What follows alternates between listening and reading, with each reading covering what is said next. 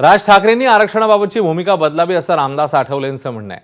आरक्षणाची गरज नाही हे राज ठाकरेंचं विधान चुकीचं आहे असं रामदास आठवले म्हणतात.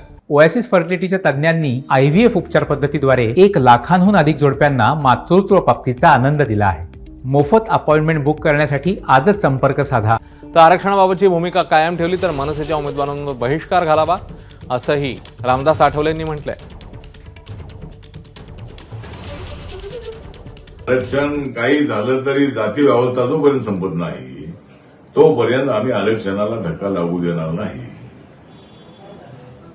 राज ठाकरे यांना माझी एवढीच नम्र निवेदन आहे की आपण अशा पद्धतीची भूमिका मांडत असाल तर येणाऱ्या निवडणुकीमध्ये राज ठाकरे ज्या ज्या ठिकाणी उमेदवार उभे करत आहे त्या ठिकाणी सर्व मतदारांनी बहिष्कार टाकावा त्यांच्या उमेदवारांच्यावर.